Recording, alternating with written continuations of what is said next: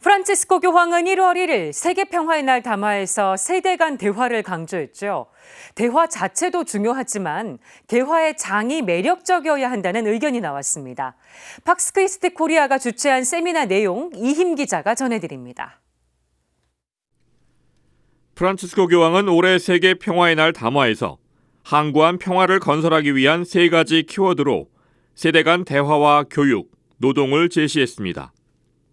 교황이 특히 노동을 키워드로 선택한 이유는 노동이 인간 존엄을 온전히 실현하는 수단임을 더욱 강조하기 위해서입니다. 노동 없는 인간, 노동에 큰 제약을 받는 인간은 곧바로 생존 문제와 직결되기 때문에 노동이 항구적인 평화를 위해 반드시 갖춰야 할 선결 조건이라고 본 겁니다.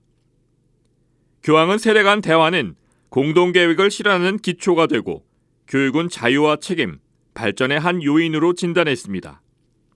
팍스크리스티 코리아가 지난 6일 개최한 세미나에서 세대 간 대화, 무엇을 어떻게 할까를 발표한 예수의 이은관 신부는 교황이 초대하는 세대 간 대화는 매우 상호적이라고 설명했습니다.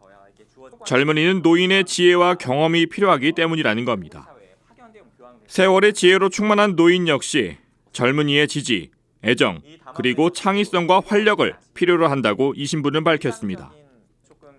대화의 출발과 목표는 협력이 되어야 한다고 주장한 이 신부는 세대 간 대화의 장이 매력적이어야 한다고 역설했습니다.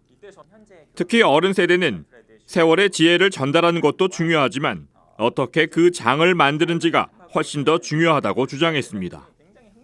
미디어와 젊은이들의 언어를 공부하고 그들이 소통하는 방식에 따른 채널들, 그것이 온라인이든 메타버스이든 그것을 활용하고 그 매체와 그 채널에 익숙해질 필요가 있습니다.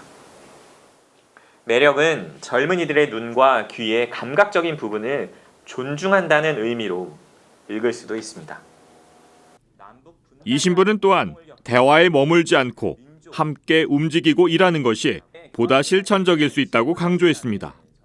그러면서 대화가 노동이나 하느님의 창조 활동에 인간이 협력하는 것으로 나아가야 한다고 말했습니다. 발제에 이어 청년과 세대 간 대화를 나누다를 주제로 열린 라운드 테이블에선 박은미 상임대표의 진행으로 청년들과 이은관 신부의 자유 토론이 이어졌습니다. 어른 세대와 청년 세대의 대화가 단절된 원인에 대해 참석자들은 노화에 대한 두려움과 노인에 대한 혐오, 대화 기술의 부족 등을 꼽았습니다.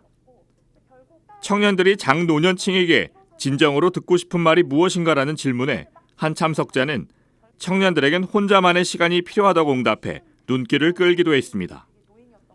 팍스크리스티 코리아는 올해 세계 평화의 날 담화 실천을 위해 오는 3월부터 온라인 포럼이나 웨비나를 3차례 개최할 예정입니다.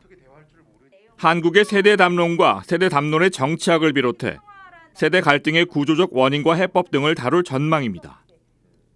PCK 평화학교 운영과 세대 갈등 관리 프로그램 개발, 연대 활동에도 나서기로 했습니다. CPBC 이힘입니다.